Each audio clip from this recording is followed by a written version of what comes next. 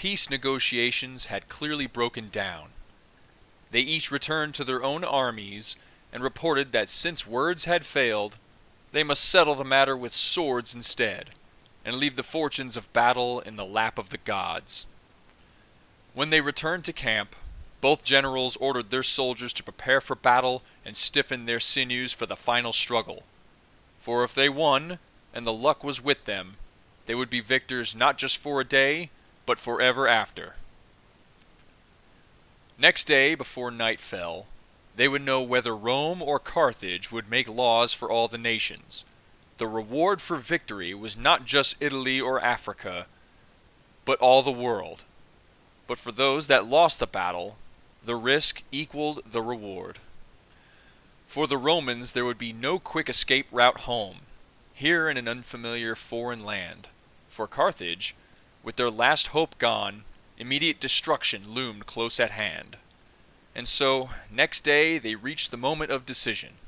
The two most famous generals, the two most powerful armies of the two richest nations upon earth, came to do battle, destined either to double or destroy the countless battle honors they had previously won. Hope sometimes filled their hearts, and sometimes terror. They gazed at the battle lines, first their own, and then the enemy's, weighing by eye, not number, the strength of each, sometimes with hope, sometimes with growing fear, while the generals sought by advice and exhortation to supply whatever grounds for hope might not have naturally occurred to them already.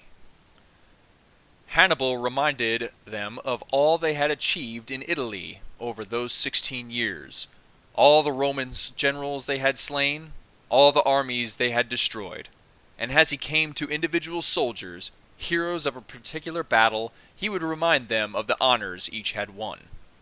Scipio recalled the wars in Spain and recent battles in Africa, and the enemy's admission that their fear had given them no option but to sue for peace, which their habitual treachery guaranteed they could not keep. In addition, since his negotiations with Hannibal were held in secret, he could make up anything he wanted about them. "I truly believe," he said, "that our enemies come out to battle. The gods are sending them the same omens as they sent to our ancestors before their final victory in the First Punic War in the Aegean Islands. This war is coming to an end. Our toil is almost done. The wealth of Carthage lies within our grasp. We are going back, my soldiers, to our parents, our children, our wives, and all of the gods of home." The author Celsus tells us that as he spoke, his whole stance and demeanor were so uplifted, so transported with happiness, that you might have thought that he had already won the day. Scipio now marshaled his troops for battle. In front, the spearmen, hastati, behind them the second rankers, principae, and then the third row men, triarii, closing up the rear. He did not deploy his cohorts in conventional close order in front of their individual standards. Instead, he organized them by maniples, with wide passages in between each, so that the enemy's elephants would not disrupt the battle lines as they charged. He put Laelius in command of the Italian cavalry on the left wing. He had been his deputy commander or legatus, but for the current year was a special quaestor, appointed by senatorial decree instead of by lot. Massinissa and the Numidians were on the opposite wing on the right. He filled the open passages between the maniples with platoons of skirmishers, velites, who were lightly armed in those days, and gave them strict orders to retreat behind the front lines as soon as the elephants charged, or else to scatter to left and right and link up with the front line troops, thus opening up a route for the elephants to charge through and leave them vulnerable to fire from both quarters. Hannibal deployed his elephants in the front line, hoping to generate shock and awe among the Romans. There were 80 of them, more than had ever been used in a battle line. Behind them, he placed his auxiliaries, Ligurians and Gauls, stiffened with additional Mauritanian troops and Balearic slingers. Behind them, in the second line, came the Carthaginians and Africans, together with a legion of Macedonian infantry. A short distance behind all these he placed his reserves, Italian soldiers, mainly from Bruttium, of whom the majority had followed him in his retreat from Italy under compulsion rather than of their own free will. He too stationed his cavalry on the wings, Carthaginians on the right, Numidians on the left. There was a confused roar as his soldiers shouted encouragement to each other in a wide variety of languages, a vast army sharing neither language, culture, law, weaponry, clothes, nor appearance, and not even united in the reasons why they fought. The auxiliaries were there for the money, and the prospect of increasing it by plunder. The Gauls had their own special and long-standing hatred of the Romans.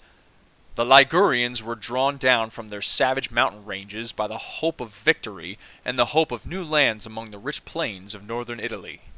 The Moors and Numidians were terrified by the prospect of a future tyranny under a Massinissa no longer powerless.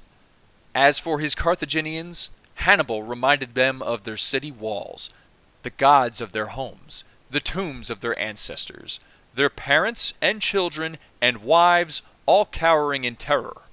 He played upon their hopes and fears, picturing for them the two dire alternatives, with no middle way between, either slavery and death, or else dominion over the whole entire world.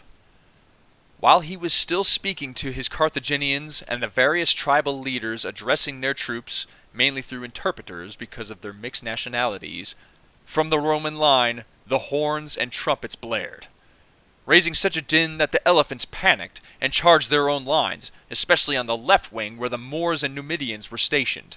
Massinissa quickly added to the general panic, and thus robbed that section of the line of its cavalry support. A few of the elephants that had remained under control made a charge against the lines of velites and wrought havoc among them, while suffering severe casualties themselves. For by pulling back to the lines of regular infantry to avoid being crushed by the elephants, the skirmishers opened clear lanes between them and then caught them in a crossfire by hurling spears against them from both sides. The javelins of the regular infantry kept up a hail of missiles from every quarter, until the elephants were driven out of the Roman lines and turned against their own troops, putting to flight the Carthaginian cavalry on the right wing also. Laelius, with his cavalry on the Roman left, added to their panic as they fled. By the time the infantry battle was joined, the Carthaginian line had lost its cavalry support on both wings and was no longer a match for the Romans in morale or military strength. There were other factors involved, which may sound as if it were insignificant, but proved momentous in the actual event. The Romans' battle cry was uniform, and for that reason all the louder and more terrible. The Carthaginians, a cacophony of cries, as you would expect from a multitude of tribesmen, all with different languages. The Roman assault held together, as their concentrated weight of numbers and heavy weaponry bore down upon the enemy, whose attack had speed but lacked force. The result was that the Romans' first charge destabilized the enemy line. They then shouldered their way forward, hammering the enemy with their shields as they failed to hold position, and made considerable advances, almost as if there was no resistance. As they saw the line begin to crack, the Roman rear started to push forward, adding weight to the pressure on the enemy. On their side, the Africans and Carthaginians in the second line could not hold back the weight of retreating auxiliaries, with the result that they too began to retreat, in case the enemy cut down the front lines, despite their obstinate resistance, and broke through to their own position. As a result, the auxiliaries suddenly broke and turned tail. Some fled back to join the second line positions, and a number even attacked their own side, if they would not let them through, being angry that they had failed to support them, and now would not even let them join their own ranks. Two different battles now developed simultaneously, the first between the Romans and the Carthaginians, and another between the Carthaginians themselves. They simply refused to allow their terrified and angry auxiliaries back into the line. Instead, they closed ranks and forced them out towards the wings and the open fields beyond the battle, to prevent the troops who were wounded and in panic-stricken flight from disrupting their own unbroken ranks, which were still holding their position. A problem now arose. The piles of slaughtered soldiers and their weapons which filled the area recently occupied by the auxiliaries were so vast that it became almost more difficult for the Romans to advance through them than it had been to break through the enemy line. And so the hastati lost formation and contact with their standards, as they followed up the enemy in hot pursuit as best they could through the heaps of corpses and weaponry. Seeing the line in front of them gradually disintegrating, the Principes began to lose formation also. As soon as Scipio became aware of it, he ordered the recall to be sounded for the hastati to regroup, pulled out the wounded and sent them to the rear, and Principes and Triarii out to the wings, so that the front hastati could consolidate and secure the line. That was the beginning of a completely new battle. The Romans now faced their real enemies, a match for them in quality of equipment, military experience, famed for their deeds, and with the fears and expectation just as great as their own. But now the Romans had the advantage both in numbers and morale. Since they had already routed the elephants, and having broken the enemy front were now challenging their second line. At this critical moment, Laelius and Massinissa returned from a fairly long pursuit of the defeated cavalry and charged the Carthaginian rear. This attack by the cavalry finally broke the Carthaginians. Many were surrounded and slaughtered where they stood. Many others scattered across the open fields in flight, but died at the hands of the cavalry, who held all the escape routes. 20,000 Carthaginians and their allies died that day. A similar number were taken prisoner, along with 132 military standards and 11 elephants. The victorious Romans lost some 1,500 men. In the general confusion, Hannibal managed to escape with a band of cavalry and fled to Hadrumetum. Before escaping from the battle, he had tried everything both in his preparations and his tactical decisions. Indeed, both Scipio and all the military experts agree that his tactical deployment of his troops on that day of battle was masterly. He had placed his elephants in the front line, so that their random attacks and irresistible force would prevent the Romans from following their standards and holding their formations, which was for them one of their most important military principles. His auxiliaries were drawn from the dregs of every tribe under the sun, lacked loyalty to any cause, and were driven only by their desire for pay. So he had wisely placed them in front of his own Carthaginians, so as to ensure that they had no obvious means of escape, but would bear the brunt of the Romans' first assault and dull the force and impetus of their charge, or at least blunt their opponents' swords with their own wounds. Finally, his Carthaginians and Africans, in whom he placed his highest hopes and who were a match for any eventuality, had been stationed behind his auxiliaries to give them the added advantage of fighting against soldiers already wounded and exhausted, while they themselves were fresh. The Italians were unreliable allies, and might turn traitor, so he had placed them in the rear, well separated from the main lines of battle. It was the final demonstration of Hannibal's brilliance as a military commander. Having escaped to Hadrumetum, he was summoned back to Carthage, returning there in the 36th year since he had left it as a boy. In their senate he acknowledged that he had lost, not just the battle, but the war, and that their only hope was to sue for peace. Immediately after the battle, Scipio stormed and destroyed the enemy camp before returning to the coast and his fleet with a huge collection of booty. There news reached him that Publius Lentulus had reached Utica, just north of Carthage, with 50 warships and 100 transports, filled with all sorts of necessary supplies. Scipio decided that he should inflict still further terrors from every direction on an already shattered Carthage. So he dispatched Laelius back to Rome with the news of victory, ordered Gnaeus Octavius to lead his legions to Carthage by the overland route, and he himself united his existing fleet with that of Lentulus. He then set out from Utica for the port of Carthage. He had nearly got there when a Carthaginian ship came out to meet him.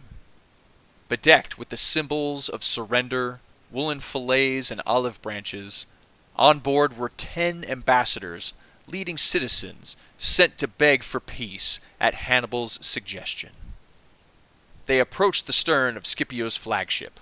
holding out their olive branches with woolen fillets, tokens of supplication, begging and beseeching him for magnanimity and mercy. Scipio made no reply, stating simply that he planned to move his camp to Tennes, and that they should meet him there. He himself sailed on in order to reconnoiter the site of Carthage, but entered the harbor with no real intention of exploring it for the movement. His aim was simply to demoralize the enemy. He then returned to Utica and told Octavius to join him there. They then re-established their camp at Tennes, in the same location as before, and there a delegation of 30 envoys came to Scipio from Carthage. They pleaded their cause in far more heart-rending terms than they had before. Fortune had forced such woes upon them, but the memory of their recent treachery won them proportionately less pity from the Romans. They held a council of war, at which initially righteous anger and indignation encouraged them to wipe out the whole city. But then they began to calculate the sheer size of Carthage, and how long it would take for them to besiege and capture somewhere so strong and formidably fortified. In Scipio's mind was also the anxious thought that his successor would soon be on his way, and that he would enjoy the fruits of a victory which had already been won by the efforts and dangers of his predecessor. In the end, there was a consensus for peace.